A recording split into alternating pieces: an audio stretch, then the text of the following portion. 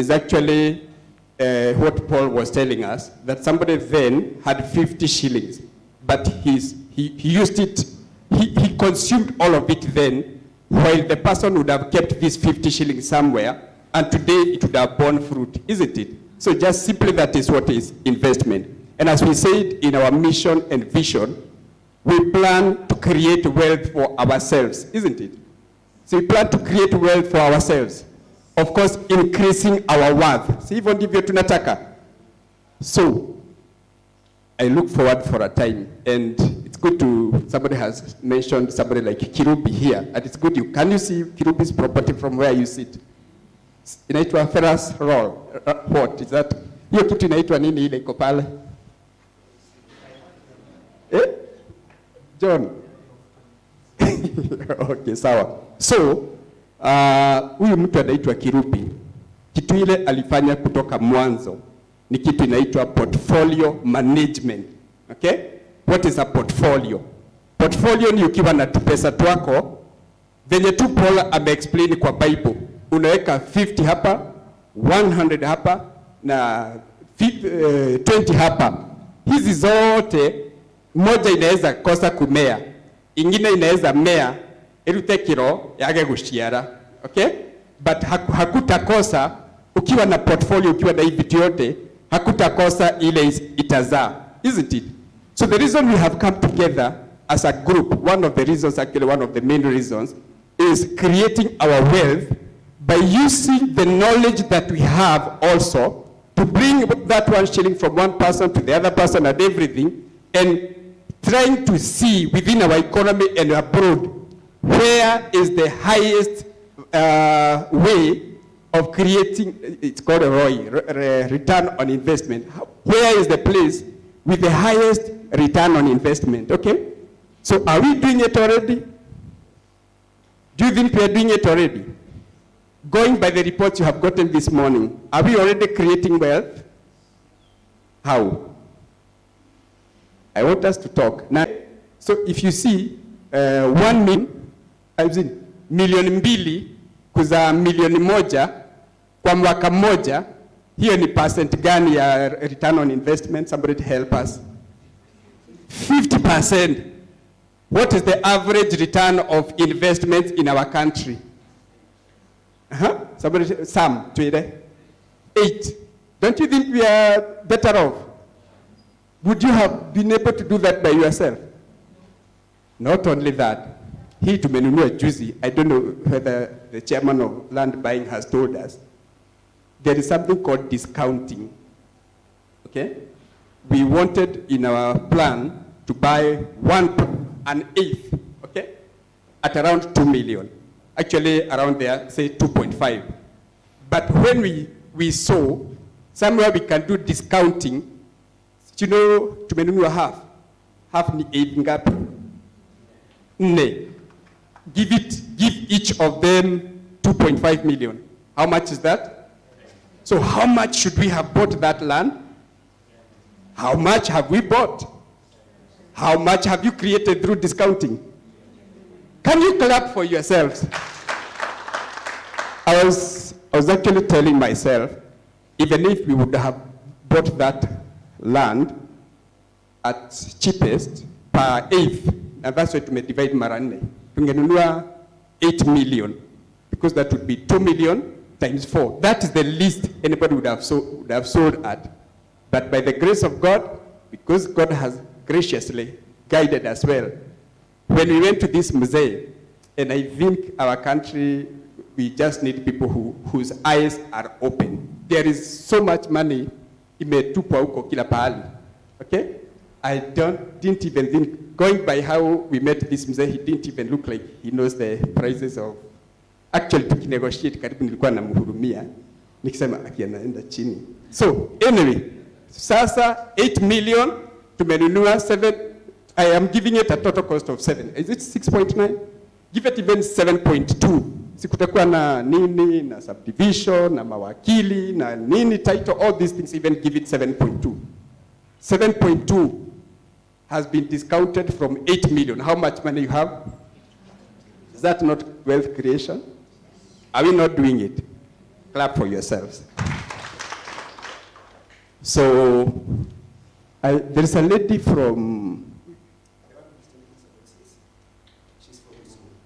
there is a lady I wished she would have come from Kegumo. She's called who? Grace keeps calling me. Do you people have money in the bank?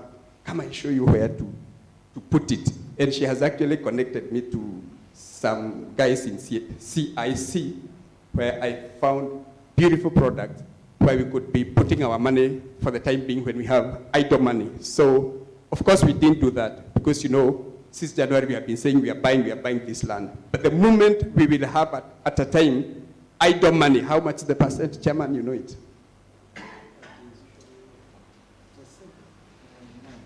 9%. And you see the average for Kenya is 7%. So even when we have idle money, we will not be keeping it idle. By the way, that product, if you know her number just reach her out, even on a personal level, those people are doing investments of bids of 50,000 at a percent of, Chairman says, 9%, which is above average in Kenya, okay? So we will be looking, and me and Mwangi, by the grace of God, we are going to meet somebody this week. Sasa, you know we are friends. Hata tukiwa kwa Kisaa, si you need a friend, here is my friend. Okay? Me and this one, we are meeting somebody in Kikuyu this week who is showing us how this is the best time in the world to invest. Okay? The leading economy, the American one, they are in recess. So you know that? The economy developed countries inaendanga hivi. Inaenda recess, inaenda juu. Inaenda recess, inaenda juu. People like Warren Buffett, anaitwa Warren, how they became rich is taking advantage of bad times. Unaenda unanunua shares za ile kampuni itaka kuanguka. Ikipanda, unauza. Okay? Where are we right now in our country? Si tuko chini. How about after 2 years? Hopefully after elections everything goes well. So we have all these opportunities, okay? And when the time is ripe, because God has given us the knowledge, we will be doing these things. So anyway, I just wanted to tell you, that's our desire, that's our wish. We will try all our best. Sometimes we burn midnight oil. You know, you people don't know, and it's good you know, Chairman, let me tell these people, because we don't say these things. Not to be honored, what I'm about to say. It's for the glory of the name of God. By the time tufikie hii land, kwenye tulikuwa tumezunguka, na kwenye tulikuwa tumeenda, okay? We had almost become enemies. Because at one time, this is a very funny character, can you clap for him? At one time, you see the way Abraham stood on a high place, na nawaonesha kule chini. We stood on a high place. I was telling them, look, this is Karen. Let's go here. This one says, me, I can see only slums. Okay? So what am I saying? Before we make these decisions, kuna up and down, and we spend our money, not Kisaa money. Not unless when it's so official. Some of these times we go here, I have been going to Kikuyu almost every now. Hata hii shule, pigiani hii shule makofi. Na hii shule iko na principal mzuri, pigiani makofi. Guess what is cooked for me every time I go to this school? Chapati and chicken. How about that? Anyway, thank you very much, and God bless you. The other report was monitoring. This one, I just want to put it as it is. Let me sit here.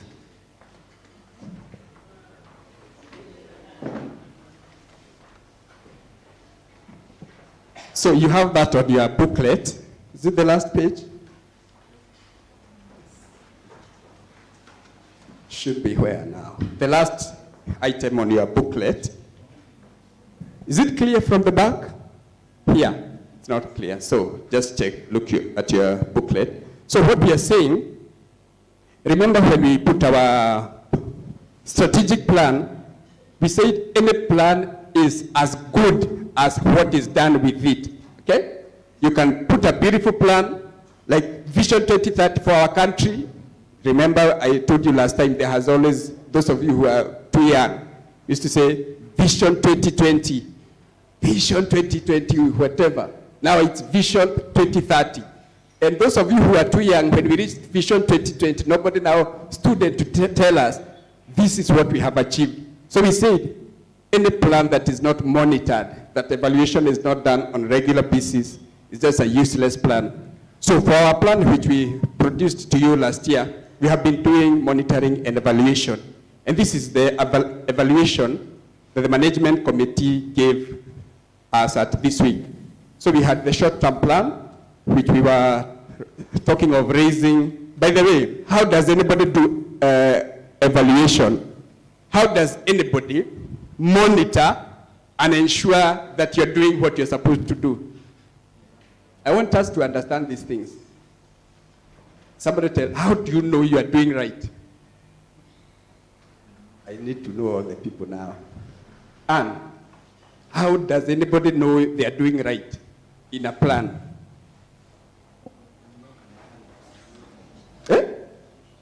Chairman. When you are at the targets. Very nice. Clap for him. So, for you to know even your own things, kama unajenga nyumba yako na vitu zako, of course you have to have a benchmark where you want to go. Okay? You have to have parameters to measure your progress. All right? And then you have to have, of course now, with the parameters, showing where you are.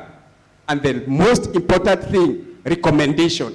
The action that you take when you realize where you are in the place of where you are supposed to go. So every single year, we will be coming here and asking ourselves, our 6-year plan, where are we?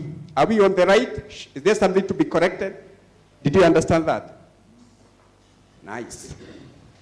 So we wanted 4 million by year 2021. We had 5.5. We can say that's a positive variance. Don't you think so? Clap for yourself. Of course, we need an action because there are people who are still below 50,000.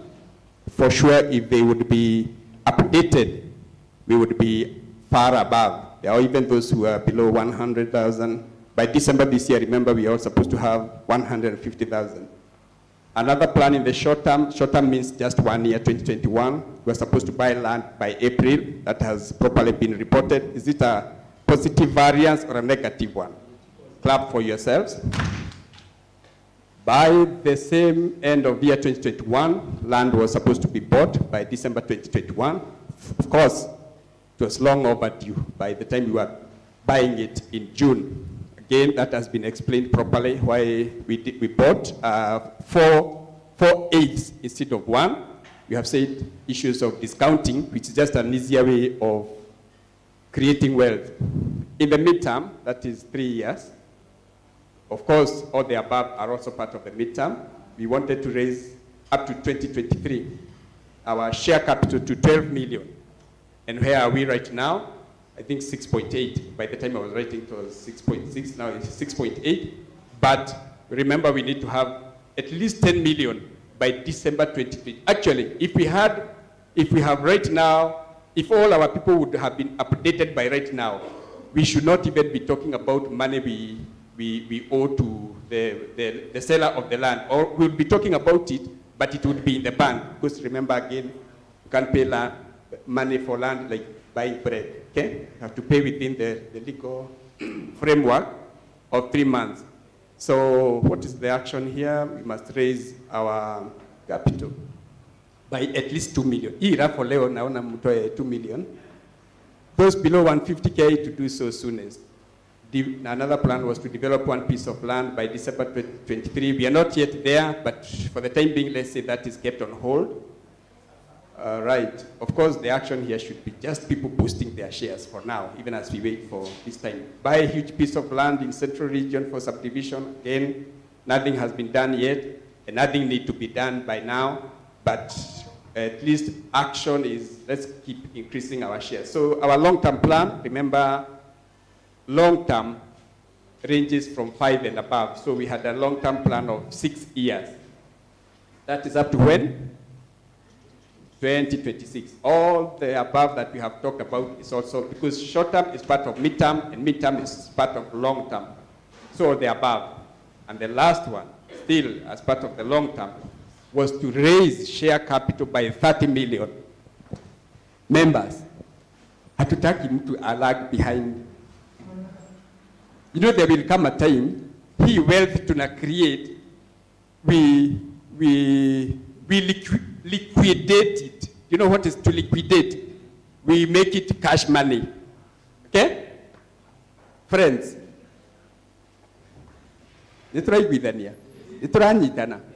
what I'm saying, by the way, unaweza baki kidogo mwaka moja, mwaka mbili, mwaka tatu. By the time you realize, hata kufikia wale, can you clap for, by the way, we have our chairman, and this is our de facto leader. Can you say de facto? Stand up, we clap for you. I love the fact that he leads us from the front. If you saw in the report somebody with over 3, you just tell us, there's no secret. How much shares you have right now? 307. At what? 307.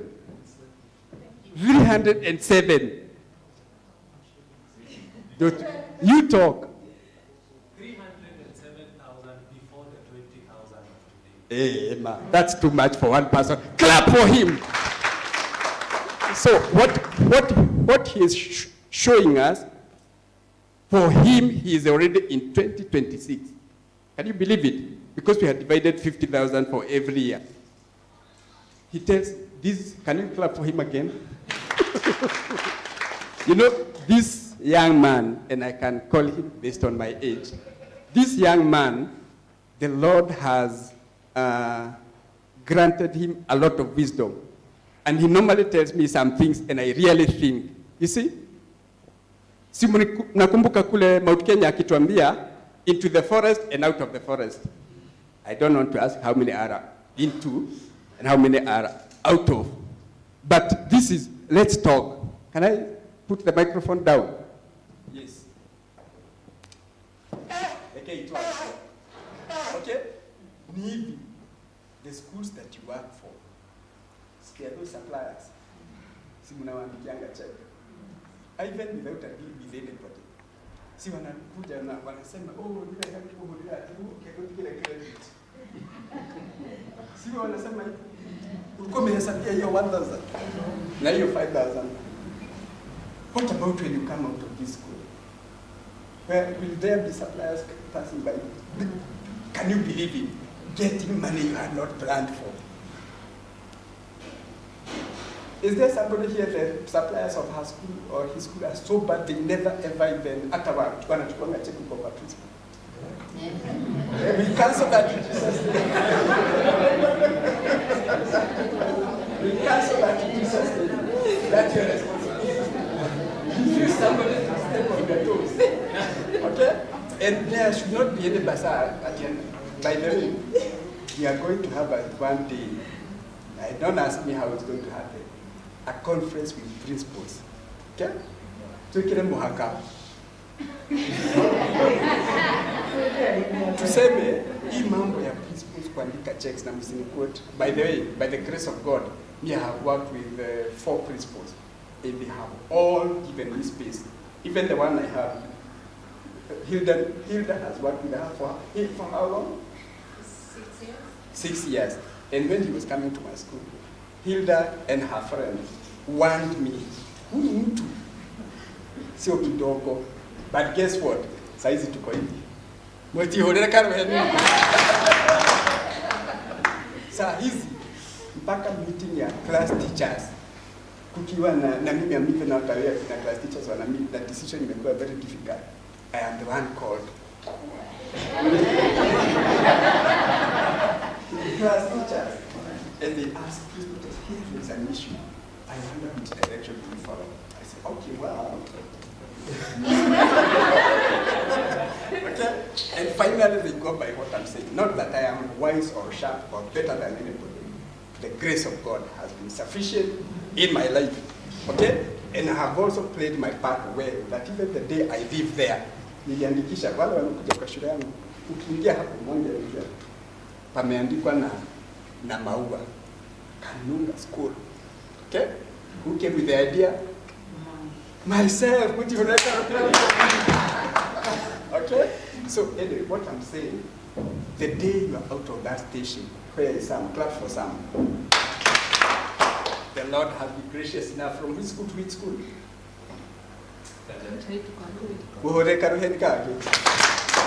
We want progress. Namna hiyo. Isn't it? So the day you leave kama sasa venye uliacha Kajai, I'm sure you would not have gotten to this school if you are performing dismally in that school. So what am I saying? When somebody gives you an award, Kisaa atakia hiyo. Okay? So anyway, I don't know whether I talk a lot. You have to forgive me, but those are my reports. Thank you and God bless you.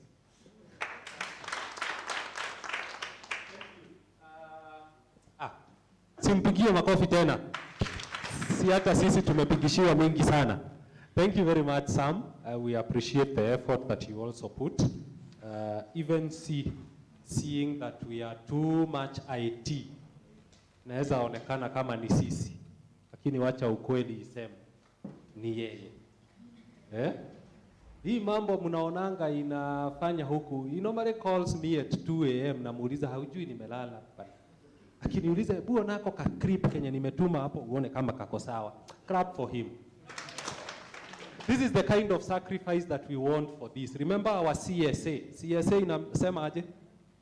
Ati county schools audit. CSA tulisema inamaanisha aje? Aya. CSA, C for commitment, S for sacrifice, and A for accountability. Now, the sacrifice that we want is the sacrifice that such people give us. Hata wewe jitolee mahali huko. Sio lazima ujitolee kufanya mambo ya IT, lakini hata unaweza jitolea kucomment kwa group. Mtu akiandika kitu, jitolee uwe una comment. Si ndio? Because it is because of our sacrifices and our commitments that we are going to move to that place where we want to move to. Sawa sawa? All right? Unajua wakati wa kitambo, probably the chairman was very young then because he must have been around 34 years. But kuna wimbo tulikuwa tunaimba. Ilikuwa inaenda kanyoni kaja. Mnaijua? Mshawahi isikia? Hebu imbeni nisikie. Kanyoni kaja.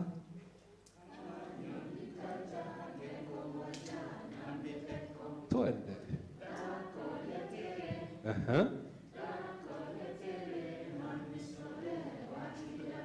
Wewe.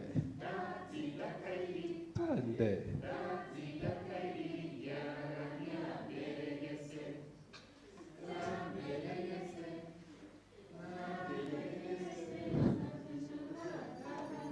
I told you the chairman was very young. Haijui kabisa, lakini ni sawa. So, I want us to sing Kanyoni Kaja, but in a very different style. Sawa sawa? Nyinyi ambao mumeniangalia. Si unaona mtu yote ambaye ameniangalia. Si mnajua sauti ya paka? Paka huwa ina sauti gani?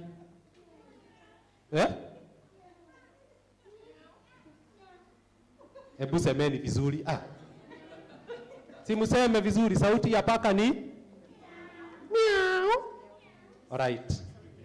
Nyinyi mumeniangalia. Si mnajua sauti ya mbwa ni gani?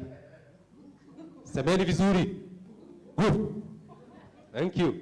Nyinyi ambao mumeniangalia. Si mnajua sauti ya ng'ombe? Sauti ya ng'ombe ni gani? Mo. Aya. Sasa kulingana na sauti yako uimbe Kanyoni Kaja na sauti yako. Sawa sawa? Kama ni miau, miau, miau, miau, miau, miau. Alright? Kama ni mbwa? Wonderful. Kama ni ng'ombe? Thank you. Tuko sawa? Tuko sawa? Haya, hebu tuanze tusikie kama tunajua 1 2 go.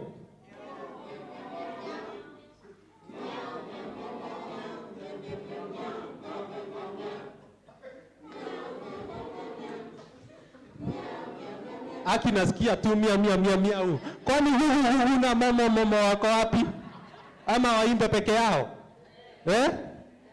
Tuimbe vizuri na sauti ama niseme chakula irudi. Haya twende 1 2 3.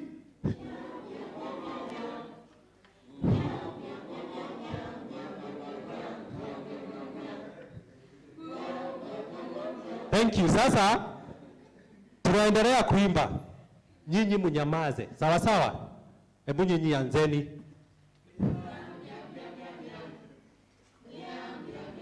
Endeleeni. Nyinyi anzeni.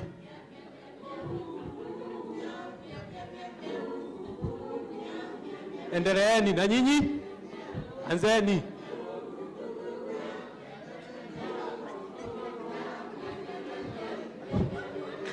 Wacheni kuni. Haki mnaniangusha. Si hao walikuwa wameanza mbele, wamefika aje wakafikania na momo. Sasa nasikia miau momo na momo kwa mumeanza pamoja. Hebu tusimame. And the welfare person in charge of welfare awe anajipanga ndiye ata present next. The report for the welfare will be next. So na tuimbe vizuri. Sawa sawa? Tunaanza hapa. Hawa wakianza miau na nyinyi muanze. Haya.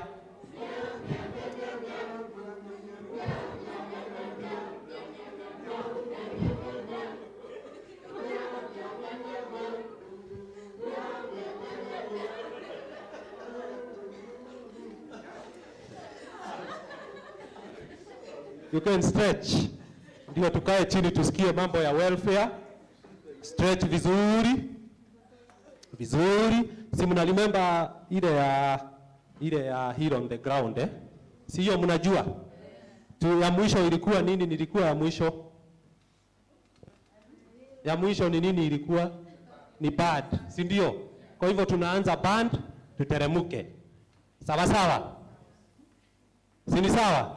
Aya, there was a bird on the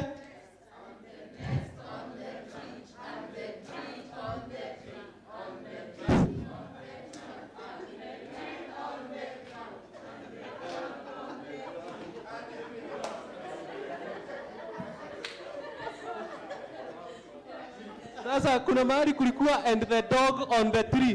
Ndongo shuari. Ati the dog on the tree. Kulikuwa na kitu kama hiyo kweli?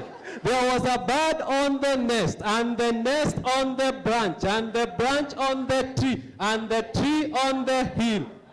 Hill on the ground, and the ground was never to be seen again. There was a bird on the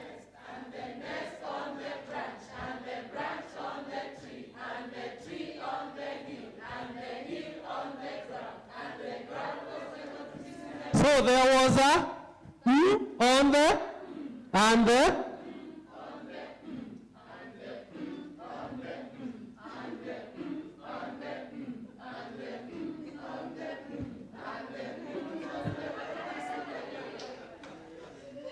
Aki. All right. Thank you. Tukae chini welfare secretary, karibu sana.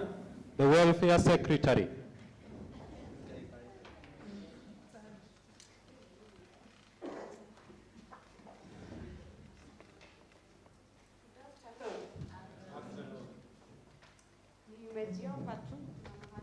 Rush by 2:30, so I want to do my presentation now, then I leave.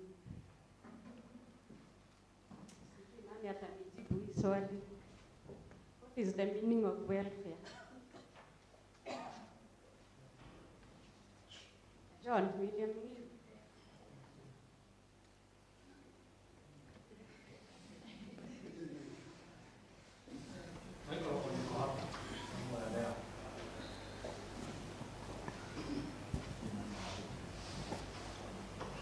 I think the welfare is the well-being of people.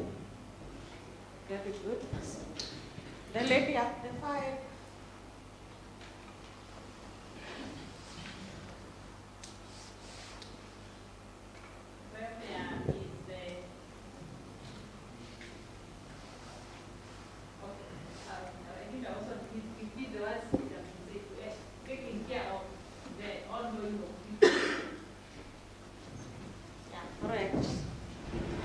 Practically, it is the good health, the happiness, the good fortunes we do to other people.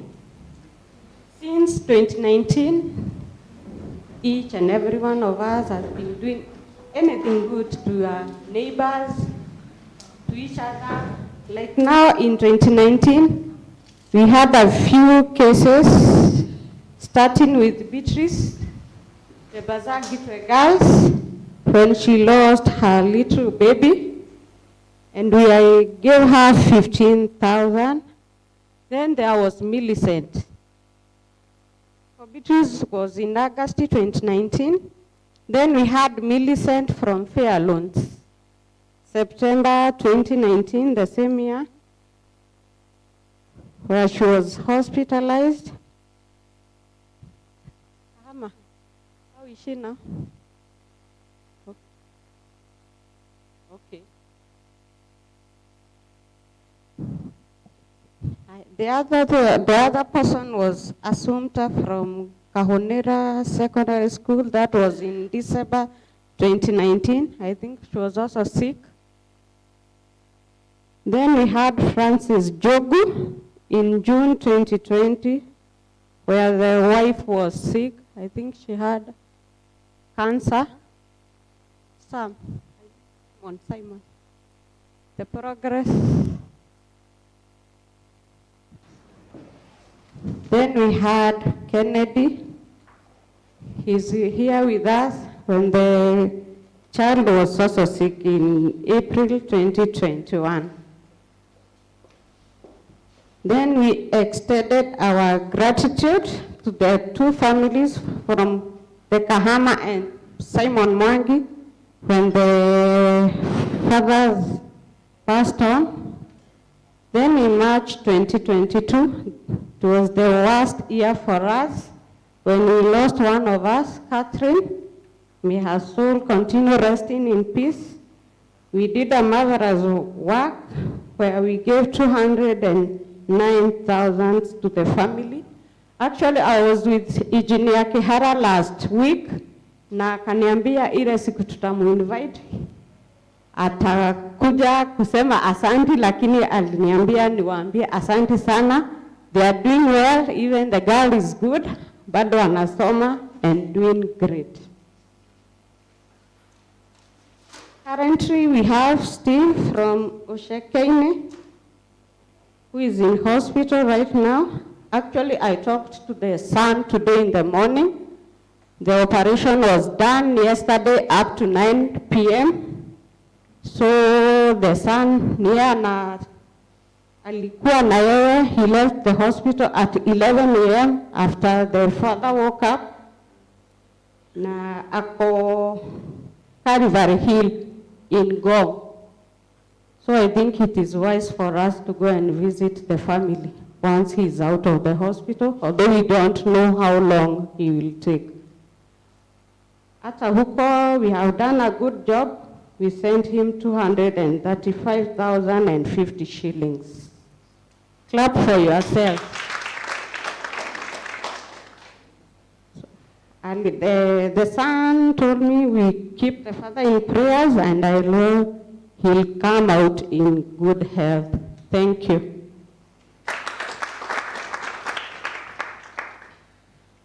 Thank you very much, Beatrice.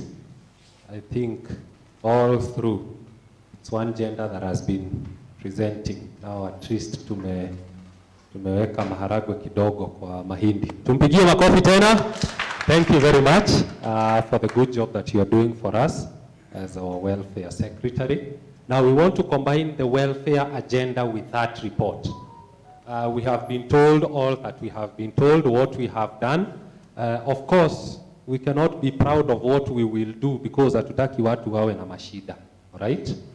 Lakini from what we have done, you can see how coming together and when people are together can do great things. Ndio. I was imagining what we were told is that the bazaar of Shekaine required, I think, 400,000. How much did you give?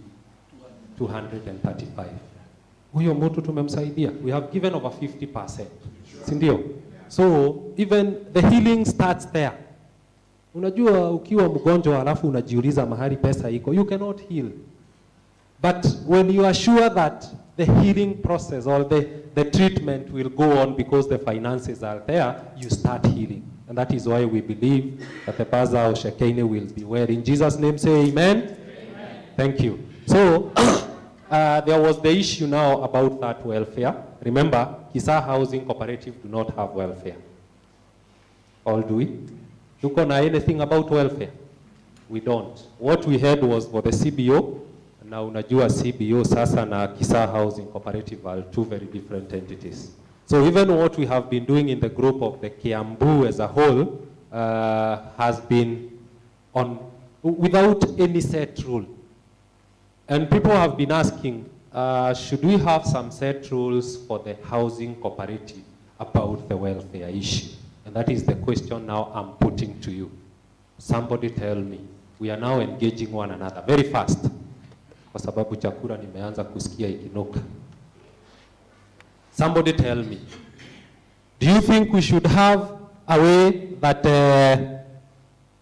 we should, us as Kisaa Housing Cooperative do? Or should we remain as it is? Ama. And then it's also good to remember that, as we said in Nanyuki, Kiambu accountants, it's dependent on Kisaa Housing Cooperative. By the way, what you said here to do is what everyone will do, whether he's a member or not. I told you even those sub-county heads wenye huwa tunasema, niliwaambia tukiwa na Nyuki. Nikawaambia hawa sio leaders wa Kiambu accountants yote. Hawa wanakuanga leaders wa Kisaa Housing Cooperative, but they do everything, right? So as Kisaa Housing Cooperative, Bwana Mushiri, do you think we should have a way to identify ourselves as Kisaa Housing Cooperative ama tuendelee vile tu inaendelea? My thinking is we should. Mushiri thinks we should. Somebody else? Pitisha mic. Unahesabu watu 4 unapatia 5 wanasema kitu. Sasa kutoka mwenye anaongea, si uhesabu uone kama wewe ndio 5 ujue wewe ndio next. Haya sema. Should we? I think we should. We should. 5 people. Aya. Should we? Should we not? I think we should. For me, I think we should continue the way it is, because it will be maybe double contribution or something. Okay. 1, 2, 3, 4, 5 ni hapa kwa Ken. Ken ni wewe. It's a good idea to have it quite in the first place separately as we did. You realize that we were able to raise more compared to if we had done it as Kisaa.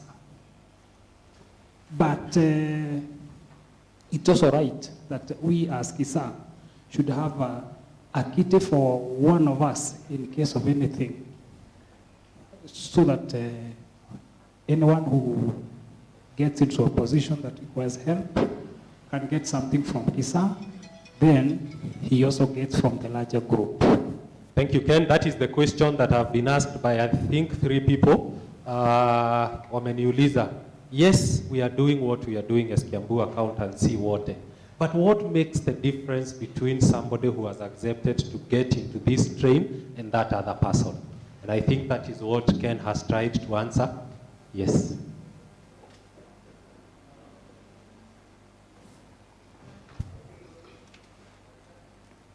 I think we should continue the way we are. Without anything for a Kisaa housing member? Thank you. The last person. You know brown people lazima waonekane. Ati James mbona sikumuona? Si nimejibu. Okay, what I'll say, ni vizuri tukue na akiti vile Ken amesema, but we should have a way of contributing for the same. Like wakati tuna contribute from the Kiambu accountant, we should not contribute again for the Kisaa housing. So maybe we can have a separate contribution that we can be doing monthly or yearly, juu hakuna mtu anataka ati kitu impate, lakini wakati kitu itapatikana, we can get some money from the kitty and then we contribute for that person. Thank you very much. That's what some called to be in spirit, because I wanted to tell you that somebody had suggested that if you remember the CBO, we were making a yearly contribution. Remember that? And we had some set amount of when it's the member, when it's the spouse, when it's the children. Tulikuwa tuna deal na nuclear family peke yake in CBO. I remember we were giving 60,000 to the contributor, and the member, and we were giving 40,000 to the spouse and children. Something like that, sindio? So somebody was suggesting that it's important tukiwa sisi pia tuonyeshane there is a difference between somebody who we are with na mwingine mwenye sasa tuko pamoja in the Kiambu Accountants Group. So this somebody suggested that we come up with a similar formula to that of the CBO, and it's what the lady here has said, that we be making a yearly contribution for welfare for the Kisaa Housing Cooperative Society Limited, right? And have the set rules that it's the member, it's the spouse, it's the children, tunapatiana certain amounts. It's not specifically that it will be the 60 and the 40 that we are doing, but there be something from Kisaa Housing Cooperative. Where is the source of that money? The contribution that we are making annually, whether there is something or not. Every year we contribute this amount inawekwa hapo, such that whenever there is an issue, when it's being contributed for in the larger group, we remain in the larger group and do everything that the larger group will do. But even before that money comes together ile ya the larger group, tayari kuna check imeandikiwa huyu mtu from Kisaa Housing Cooperative yenye inamsaidia kusonga mbele na mambo yake yenye iko. Right? That was a suggestion by somebody. Any person who has a suggestion that could be contrary to that, a better one, ama kuharibu hii, in 3 minutes tumalize hii kitu. I think wale wameongea wengi wamesema it's important to have something for the housing cooperative plus whatever happens in the Kiambu Accountants Group. Sindio? With as many years of a similar opinion, say aye. Aye. With as many years of a contrary opinion, say nay. The ayes have it. Hapo tumekubaliana kwamba lazima tuwe na kitu for the Kisaa Housing Cooperative. Sindio? Si tumemaliza? How much? Only 3 people to suggest. Their spouse. Tumesema wakati ile mwingine ilikuwa 60,000 and we were contributing 1,000 every year. Lakini hiyo 1,000 ikiisha tulikuwa tunasema tuna top up. Alright? That's how it was. At the beginning of the year kila mtu anatoa 1,000 for welfare. Mambo ikikuja hiyo pesa iishe tuna top up. Even at the middle of the year. Hivyo ndio ilikuwa. So how do you want us to do it this time round? Tukitoa hiyo 1,000 tulikuwa tunapatia the contributor 60,000, spouse and children 40,000. I want suggestions. Tuanze na Lea. Hivyo. Lea ameruka. Check. Ameruka akiwa mbali hata usikaribie. Sam.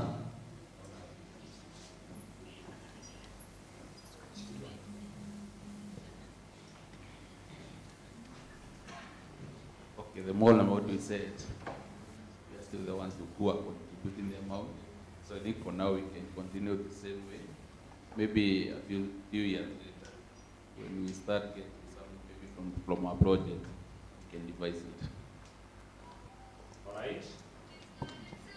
So some suggests we remain the 1,000 per year, then 60,000 for the member, and 40,000 for spouse and children. Or you have a contrary opinion? I just add strength to what has been said. We continue with the CPO way of doing things, what we had agreed. Because majority of the members here are still members of that CPO, and you know, coming up with the rules was a very fiery meeting. So hatutaki kufungua can of worms again. what I can clarify ni the whole spirit of the thing, ati ukiwa wa Kisaa, si ati because sisi ni wa Kisaa, ati wakati the larger group ina contribute the 1,000 wewe utatoa. The whole idea is the kit that we have, kabla watu wamalize, including the Kisaa members, to contribute to your issue, Kisaa already itakuwa imekupea kitu. And that applies to the principal member who is the bazaar, not the other family members. Ile ya kuenda kuongeza the 1,000 in the larger group. Hiyo tulisema, I'm just clarifying, because it is something we had discussed as officials. We wanted to hear your views. The 1,000 it applied to the principal member, and even we had come up with the figure of 1,000. Ati bazaar akiwa na issue, tutatoa 1,000 per person, over and above whatever Kisaa ile check Kisaa itakupea. I don't think I have much to add to the issue. Thank you very much, our Vice Chair. So tunasema that for us, we have the feeling that for the larger group, ikae tu only for the bazaars, or rather, only the contributors, okay? Without maneno ya spouse na maneno ya children. Tunaelewana? So hapo, it is only when you as the bazaar uko na issue, that's when we contribute, and we agree 1,000. Okay. Do you agree? You agree? Thank you. Do you agree that we only do for the bazaar, ama the accountant, ama the member yeye? Do you agree? Ama mnataka tuende mpaka kwa wazazi na nini? No. To agree kwa hiyo larger group, it is only the bazaar. Alright? Hauna tiki? Haya. Sasa hapa tumekuja tuka-agree kwa Kisaa housing tutatoa 1,000 every year. Hiyo ni ya welfare. Na tukitoa hiyo 1,000 every year inawekwa pale. Whenever there is an issue, and of course we said ni ugonjwa, na sio ugonjwa wa kuumwa na kichwa, Si mnaelewa what I'm saying? Ama kifo. Those were the only issues. Ile prolonged admission in the hospital, ama such like the surgeries that involves a lot, na kifo. Hiyo tu ndio tulikuwa tumesema. Tukae hapo ama tuongeze ama tutawatoe. Either the member, now we are in Kisaa housing, Sawa sawa. Tuko kwa Kisaa housing. Sasa tumetoka kule. Kule tumesema ni member tu peke yake. So ni kifo either ya bazaar, the spouse or the children. Sawa. The bazaar, the spouse ama watoto wake. Kifo ama ugonjwa. Na ndio tunasema if it's the member or the bazaar himself or herself, it's 60,000. Kama ni spouse na watoto ni 40,000. Hiyo iko sawa? Iko sawa? As many as of a similar opinion say aye. As many as of a contrary opinion say nay. The ayes have it. Document that. That is now what will be our guidance. Now, on that we agreed that every sub-county should have a welfare secretary. So every sub-county lazima mchague a welfare secretary. Then all these welfare secretaries watakuwa wanaongozwa na our welfare secretary wa group, Beatrice. So the issues will be coming from that committee, COCC. Right?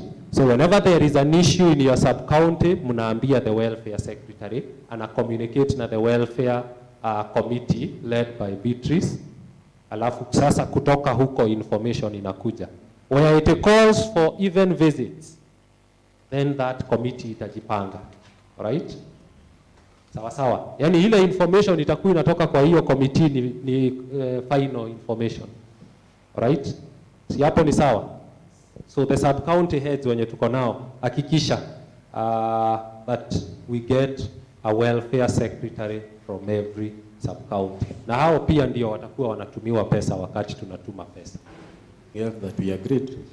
Yenye tumesahau is that since mnajua wabazazi wenzenu who are not part of Kisaa, it's good you inform them that whenever there is a welfare issue, ya bazaar, failure to contribute even once, na wewe tena upatwe na issue, you'll be considered an unmember. So contribution is mandatory. Every time we have a bazaar issue, kila mtu mwenye anasema ni welfare lazima atume 1,000, not 900, not 700, and not failure. In case you fail once, we are keeping the records. Ukipatwa na issue, you'll be an unmember. Hiyo tumesema juu as the heads we encounter a lot of problems collecting the money. Nyinyi mnaona tu zinapostiwa hapo, but some people who wanajifanya hata wajaona, you have to call them. So now you can imagine calling 10 people wanajifanya hati hawajui na wameona kwa group mpaka kwa sub county. So we are going to enforce it that way.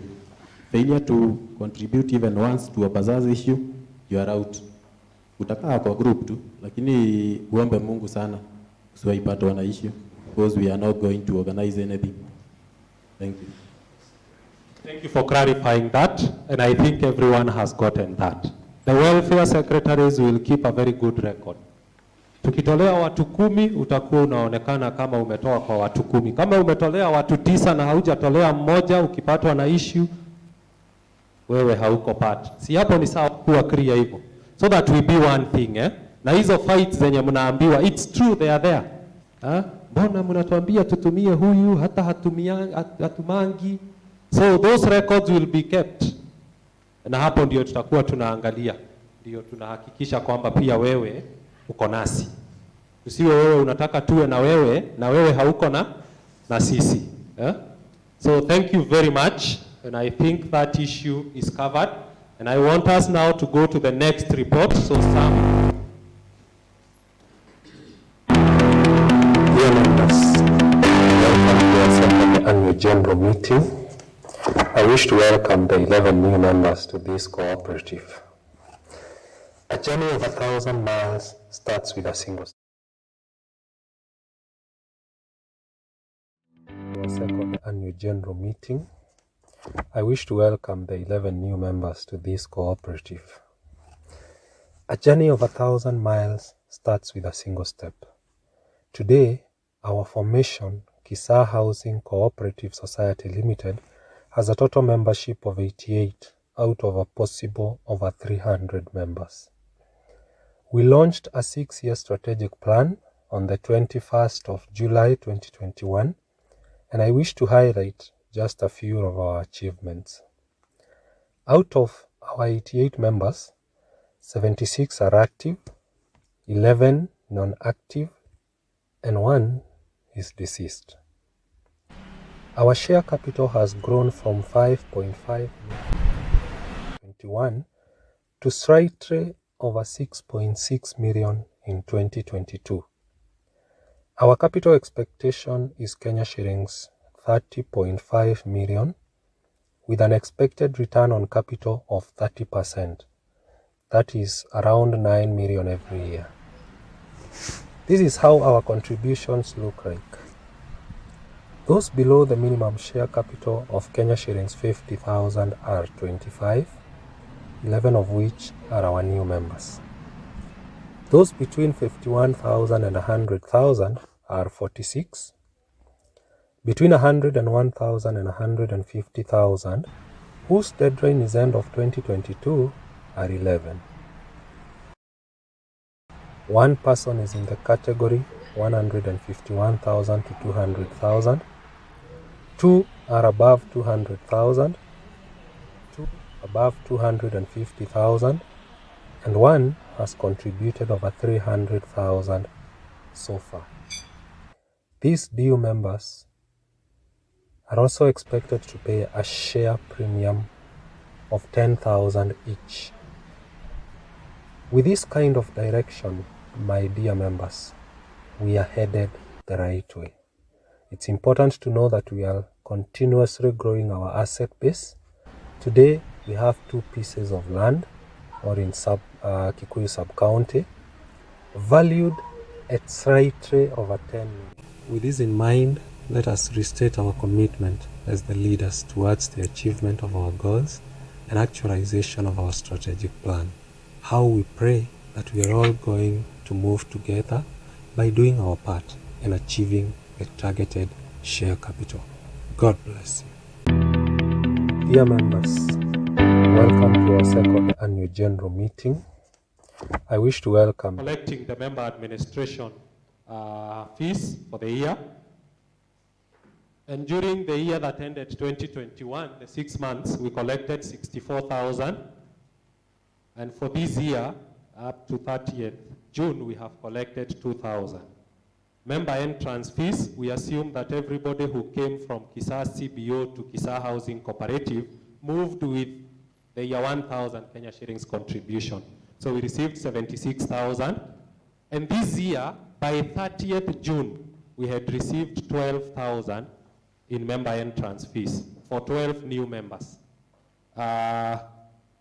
We have reported 11 members just because one member has only paid the entrance fee but has not committed in the share capital. That's why the entrance fee is 12,000, but the new members when you report 11. But up to today, we have 2 more new members. So if we were to report the new members by today, we would say 14, not 11. We have not had any interest income or turnover, and therefore, the total income for the year 2021 was 140,000, all which was spent. How? We had administration expenses, cooperative registration of 38,600. Our AGM expenditure last year was 86,150, and the management committee expenses was 15,250. That one is not there, and I'm not presenting accounts, all right? Our accounts will be presented by our auditor. I'm just giving a summary. That's why I have not provided anything for you, okay? So this is just a summary. So we spent the 140,000 for 2021. This year we have so far spent 6,400 for the management committee expenses. I have a list of those who have contributed the administration fee here. Na mwenye yako 0 iko 0. Mwenye ameweka 2,000 iko 2,000. The best thing is that when wako 0, they have kept the deadline, which was 29th of 7 of 2021, because they have contributed something, which is equal to, say 0. Kwanza kama uko mmoja sema vizuri, 0. Mumenyamaza. So, it's this administration fee yenye inafanya tuweze kufanya mambo kama hii. I told you this live streaming is not for free. We will be slapped with an invoice of 18,500 at the end of the day. Using this hall and the meals, we will be slapped with another bill of around 65,000. I think 65 or 70. So it is that administration fee ya 2,000 yenye umekataa kutoa ndio huwa inafandi mambo. I wish tukitoka hapa kama haujatoa hii 2,000 utatoa. The new members mtatoa ya 2021, mtatoa ya 2022. Alright? So new members nyinyi hamuko kwa hawa wenye hawajatoa 2021. Haya, 2022 hata mwenye anawaongelesha hajatoa. Na ilikuwa inafaa kutolewa January 2022. So you see how we are lagging behind, Na hiyo pesa, hiyo yenye hatujatoa ni kusema yale mambo yenye tumefanya so far, tumetumia pesa ya share capital. Pesa yenye tungekuwa tumepatia mzee wa shamba, sasa tumechukua tukakula. Hii kweli inafaa? So kindly, hii administration fee ya 2,000 na sasa tumeongeza 1,000 ya welfare. Hiyo ni pesa ambayo unafaa kuwa umetoa ikifikia Januari tarehe 2. Unafaa kuwa umetoa. Hiyo maneno tunamaliza. Ndio tunaweza keep up with the spirit. I told you, we are only contributing now that we don't have an income. Once we have an income, we will never ask for any contribution from you. Not unless unataka kuongeza share capital. Actually, we will be calling you to give you money. Rather than for you to come and give us, we will be calling to give you. And very soon, we are doing that. Sijui kama kwanza tuseme wenye wanashiriki kwa hii grand draw, one of the qualification iwe umetoa 2,000 ya 2021. Anyway, tafadhali. Tuseme hivyo. Ati hata rapo ikiinuliwa na uwe haujatoa ya 2021 turudishe tuchukue mwingine. Anyway, what we are saying is this, that 3,000. Hiyo unafunga macho Januari tarehe 1 unalipa. Hakuna mtu atawahi kukupigia simu. And by the way, I'm foreseeing ni kama hii mwaka itakuwa ya mwisho kutoa. Mkikubali kutoa share capital, tunaweza kuwa hii mwaka ndio itakuwa ya mwisho kutoa hiyo pesa. Lakini sasa tukisemekana kwamba tumetoa pesa ya kununua shamba lakini tumechukua tukaenda tukakula, tutaendelea hivyo hivyo tu. We were discussing with some yesterday and I think Maura wenye tulikuwa nao kwa kamati. Nilikuwa nawaambia now where we are we should even have a van. Yenye shule ya kina Ndongo kama wanataka kuenda trip na wana gari, wana kodi gari ya Kisaa housing. Wakati sisi tunakuja mikutano, hiyo van inaenda pale Roiro. Watu wa Roiro wanakuja hapo, wanabebwa, wanaletwa hapa. Alafu inaenda pale Rali, mnabebwa, mnaletwa hapa. Na mnapatiwa maji. Badala ya kulipa mnapatiwa maji. You know, it's something that is possible, And it's only possible if you yourself put it to be possible in your mind. Because kwani tutatoa pesa wapi kwingine? Si ni wewe unatupatia. Until tuanze kuuza hii mashamba yenye tunanunua ama kujenga na kuuza manyumba, wewe ndio utatupatia pesa. And I told you hakunanga kitu mzuri kama kusmile all the way to the bank. Unajua mnasikianga smile to the bank. You don't smile to a zero in the bank. Hata ukienda kwa bank ikiwa zero, you can't smile. You only smile when there is something. So let us put something in the bank so that we can be smiling all the way to the bank. Na niliwaambia, remember the game changer. There is something we put in the group, game changer. Simuliona how easy it is to make 12 million in a year. So easy. Unasoma mpaka unaona ni kama mmeshaitengeneza. Because unasoma unaona, yani nahitajika tu nitoe 200,000 na Mwaura 200 na huyu mwingine 200 ndio tutengeneze 2 million in a year. Take 12 million divide by 90 members who we are. Utakuja uende nyumbani na pesa ngapi? Kwa sababu tukitengeneza CNN. Cooperative pesa ni ya watu. Take 12 million divide by 90, hata divide by 100. Ukikuja unapatiwa check, unaenda na pesa ngapi nyumbani? Sema 120,000. Just because ulitoa 200,000. Ati hata ukipatiwa miaka 2 tu, pesa yako imerudi na sasa unakula mazao. So if we agree to do this contribution yenye tunafanya, 350,000 per person for the members we are, tumeona ni 30 million. Do you know what 30 million can do? Unajua vile 30 million inaweza fanya? Very soon we will be owners of hotels. Our principals will be coming to our hotels to hold meeting. Na saa hiyo anakupata ukiwa kwa ofisi because you are the manager. Mlikuwa na yeye kwa shule ukimwambia nataka kukimbia mahali, lakini anakupata kwa ofisi ukiwa manager akikuuliza can we use your hall? Na wewe sasa hapo unajua sasa ndio utajua pia mimi ni mkubwa. Sasa lazima mlipe deposit. Unajua tutawapatia kitu mzuri. So you can imagine, and it is possible by the way. You know, together we can move far.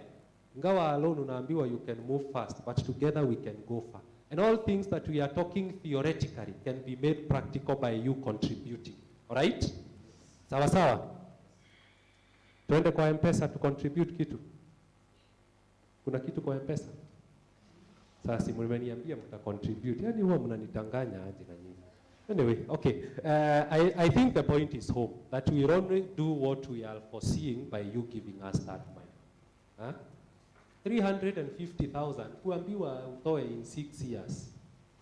Ni sawa tumeandika in 6 years. But niliwaambia 3 years hazifai kuisha ukiwa ati uja contribute 350,000. Do you think zinafaa kuisha? Simseme hazifai. Hazifai. Kukikuja ka emergency kanahitaji hiyo 350,000 unahitajika utoe. Hata hautanipigia simu kuniuliza utatoa wapi. Utaitoa. Take this as an emergency. Useme mimi nitaiona kama emergency, nitoe hii pesa, alafu niacho nikijaza majibu huko kwingine. And once we do this, my friends, hakuna mtu tutakuwa tuna remind mkutano ni ya lini. Unajua, let me just use an example of somebody here anaitwa Lea. In the office akanipigia akaniuliza, kwani mkutano ni ya leo? Fortunately she came very fast. That shows the commitment that she has.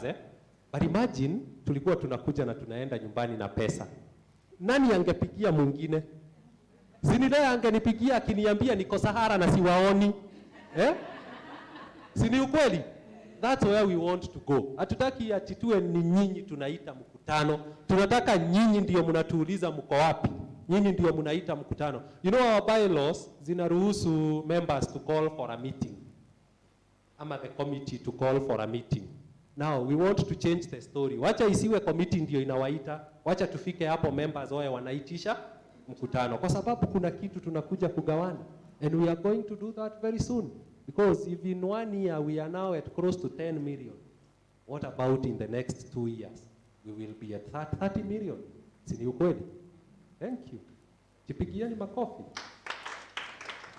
So I'm going to share this list of those who have not contributed in the group. Before I share, kama hutaki aibu dogo, si utume tu ndio mimi nikituma niwe nimekuweka 2000. Si hapo ni sawa? Hapo si ni sawa? Hizi zingine ni notes to that. But now on the statistical information that is on our booklet, tumetaja kidogo hapo that the membership is now at 88. Tutaangalia hiyo ya 2022. The membership is at 88. 76 are active. 1 is deceased. And we pray for the soul of Catherine. 11 are non-active members. 12 are the new members. So now out of these 11 non-active members, hii ni kusema mtu mahali alikuwa 2021 hata 500 ya shareholding Thursday hajawahi weka. Huyo ni mtu ambaye sio active. Ati hata kama ulikuwa na 200,000 in 2021 tukilaunch the CBO na bado uko hapo, yes you have a lot of money but you are non-active. That is what we mean by non-active. So si ujiulize vizuri na ujiite kama mkutano. Ujiulize naweza kuwa ni mimi mmoja wa hao 11 haki narudisha wengine nyuma, na uamue kutoka leo utaingia kwa ile group ya number of active members. So we have a total of 88 today. We have 90 because this was as at 30th of June 2022. So 90 members today. Our assets with the revalued figures, of course this is a self-assessed figure. That land one we had bought at 2.103. That was the total cost of everything. But today, we are valuing it at 3 million. Actually, it's above 3 million. Lakini hatutaki kuwa so optimistic. But the value of land at that area today is above 3 million. So how much have we made already? 1 million, all right? Or others, just say 900,000, okay? That's why I've moved the figure from 2.1 to 3 for 2022. Now the other one we just bought, so the cost is 7.1. So probably when we are coming, we will have revalued that now. But already tunasema ni ya 10 million, lakini sasa hata hatujamaliza kulipa. Kwa hivyo tunaiweka at that cost. Remember, part of it is what we owe. So it's a liability. Our equity, the share capital, was 5.5 in 2021. Today, sikuweka ya leo, but it's 6.6. I don't know whether on that one, kama imeupdateiwa. Yeah, 6.678. Yenye iko hapa kwa booklet, the share capital today is 6.678. It's slightly higher today because of what we have been contributing. Share premium, 100,000 for those members. Turnover, hakuna. Now contribution summary pale, mumeona kwa kale ka video, that we have one member who is above 300,000.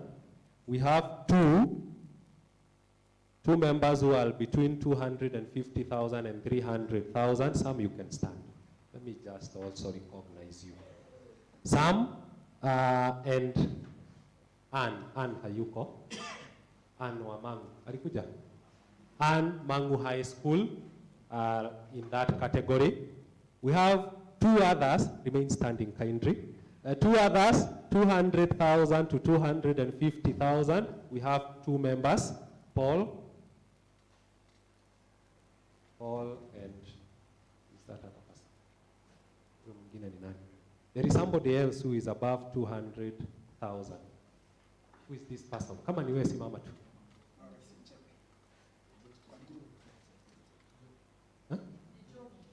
Oh, it's Njogu, Francis Njogu. Na Kirangari iko sawa. Yani Kirangari yote imesimama. Si unaona hata mimi nimesimama. Kusema niko kwa category hawa watu. So those are the people who are above 200,000 whose deadline is end of 2024. Tuwapigie makofi. This is the spirit we want. Actually, he is now above 300 after whatever has been contributed, and I'm sure he's also close to the 300. Imagine sisi wote tuko na 300, hata tusifikishe 350. Si tayari tungekuwa tumejenga nyumba mbili, zingekuwa on sale, si ndio? Tunasema wewe kanyanga kulingana na pesa yako, lakini tia bidii, si ndio? Angalia mwenye yako mbele yako na utamani kukua hapo. As we have been told, ile 1,000 unaona imekuja tu, au kuwa iweke hapo. One day you will know what that 1,000 can be. Leo 1,000 ukienda nayo kwa supermarket yenye huko unatarajia hata mafuta haitoshi. Iweke hapo, ijenge nyumba, kesho uweze kununua mafuta. Chairman, mimi ukinikubalisha hawa watu nitasema tuwawevie hii pesa ya administration fee ya 2022. That is the only way we can tell them we appreciate what they are doing to us. Mnakubali? Aya, mnanyamaza kwa sababu hamjatoa. Hata nyinyi mtatoa siku moja. Kaeni chini. Nikipatiwa ruhusa, mimi nitawave pesa yenu ya administration fee ya hii mwaka as a way of appreciating what you have done. Lakini nikinyimwa ruhusa, mkubali tu mtoe, na mkiweza kutoa mpaka forefront ya next year, mtoe. And I think that's all, because what we are saying is that the greatest number is between 50,000 and 100,000. His deadline was 2021. These are 46 members. Only 11 members are above 100,000, but between 100 and 150,000. But we have 25 members who are below the minimum share capital, which is set by these bylaws. You cannot be a member of Kisaa as per our bylaws when your shares are below 500 shares, which are valued at 100 shillings per share. So these 25 members, 11 are new. So the new members, kiboko haiwezi walalia sana. Lakini hawa 14, tafadhali tujaribu, ndio uitwe member wa Kisaa Housing, ufikishe angalau hiyo 50,000. Because that's the minimum as per this bylaw. Actually, you are not a member when you have not hit the 50,000. 50,000 at par value. Of course, the new members are paying something high because of the share premium, because the value is increasingly growing. At that point, I want to report that today, one share is valued at 150,000. Right? Kwa pamoja. Ukichukua the number of shares that we have and our current value, uchukue that value, you divide by the number of shares, then a share is 150,000. 150 shillings. Okay? So anybody who will join the group from today, how much will he or she pay? 150 times 500 shares, which is the minimum shares that you can hold. Hiyo ni pesa ngapi? 75,000 plus the 1,000 registration fee. Hapo tuko sawa. So any new member who will come after today must pay 76,000. Of course, you pay 75,000, but the par value remains 50,000. Si ati utakuwa unasemekana uko ati na pesa mingi kuliko mtu mwingine. Remember, share premium is not part of the shares that you hold. The shares are valued at par. They are 100 shillings. So fikishieni watu hiyo ujumbe, mwenye anataka kutujoin sasa, 100.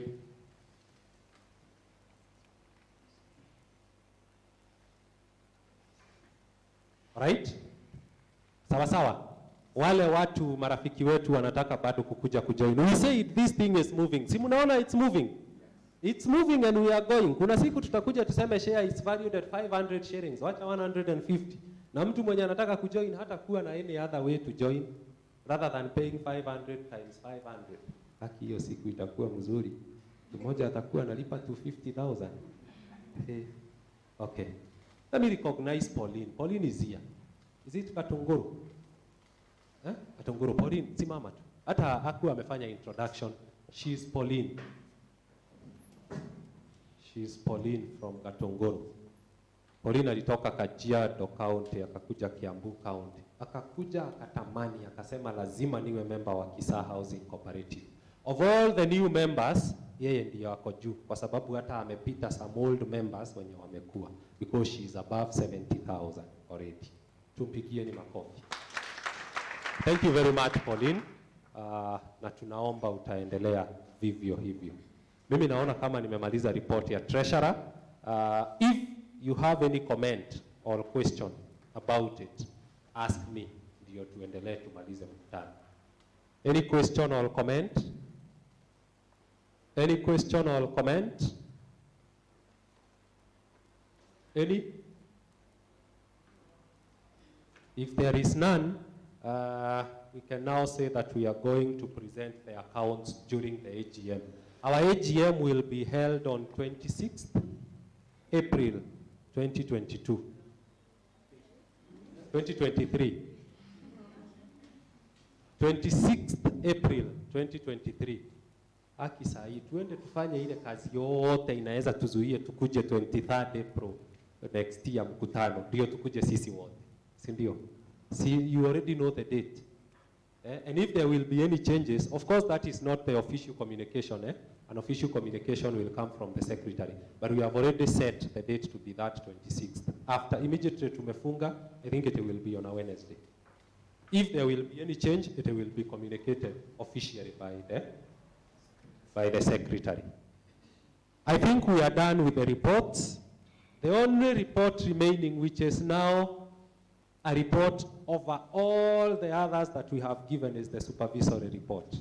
Their work is to supervise. So they need now to tell us whether hiyo maneno yote tumeongea kama wamekuwa wakisupervise ama kama imekuwa ya ukweli ama haijakuwa ya ukweli.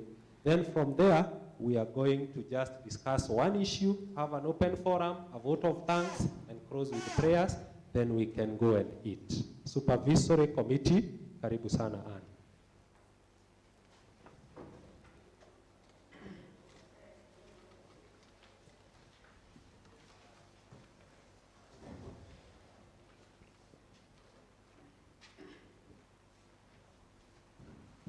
As Anne comes, Rafos, kuna watu wameongeza,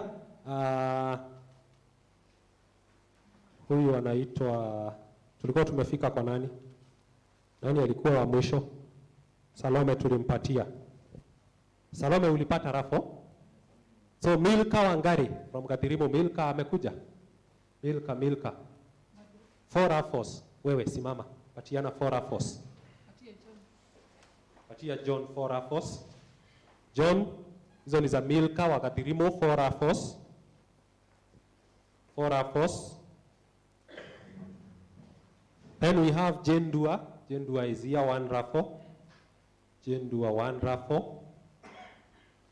Mary Kirito, St. Andrews, 1 Rafo. James Mwangi 1 Rafo. Is James Mwangi here? James Mwangi hayuko, patia Lea. Oh, Lucy amekuja. Patie zake. Aya, give to Lea ya James Mwangi. Ama yuko? Kamandura. James Mwangi 1 Rafo. James Mwangi, Kamandura Girls. Kamandura Girls 1 Rafo. Gladwell, St. Patrick's, ako hapa? Yes, 1 Rafo. Grace Escarpment. Grace Escarpment. Grace from Escarpment. 1 Rafo. Patia Lea. So the secretary is noting hizo zenye tunapatiana zenye wenyewe hawako. So Grace Escarpment 1 Rafo. So wale watu bado hawajapata Rafos is Simon Mwangi and Paul Mwaura. Na hao tulisema watachukua wakiwa wa mwisho. Irene ametuma saa hii. Aya, patia Irene Gemwa 5,000 ako huku. Irene 5,000, that is 1 Rafo. Our target was 1 million, so bado muendelee kuongeza nyinyi. Hata hatujafika 400. Thank you. Aya, now listen to the instructions. Hii Rafo utaikuja mara 4 peke yake. 1, ensure iko na stamp pande ya nyuma. Ile itawekwa hapa kwa box yenye haina stamp, that one will be rejected. Oh, Pauline amekuja. Pauline wa Gatunguru amekuja. Alikuwa amechukuliwa na nani? Na John. How many were they?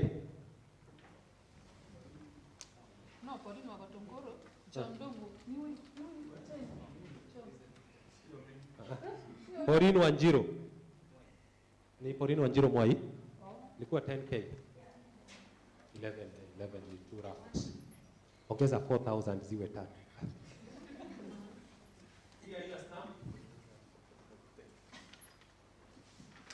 Hii tuna destroy kwa sababu ilikuwa imeandikwa.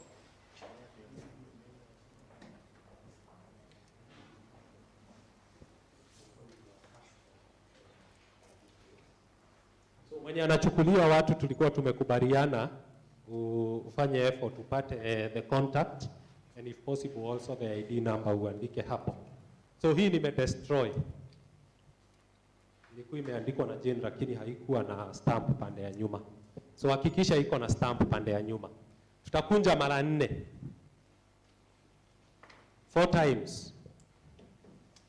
Hivyo kutoka juu mpaka chini mara moja na kutoka pande mpaka pande mara moja. Right? That's how you will fold them. Na usiandike kitu juu. Sawa? Tumeelewana? Let me use this also as the example, alafu nitai destroy.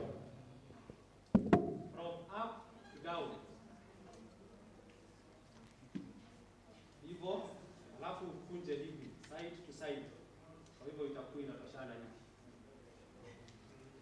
Sawa? Mara 2 peke yake, top to down, side to side. Hivi. Mwenye atakuja kuziokota atakuwa ana confirm ziko hivi. Kwa hivyo uhakikishe umefold hivyo. That's for uniformity. Ndio mwenye ataweka mkono pale usiseme kangu kaliachwa kwa sababu kalikuwa kadogo. Sawa sawa.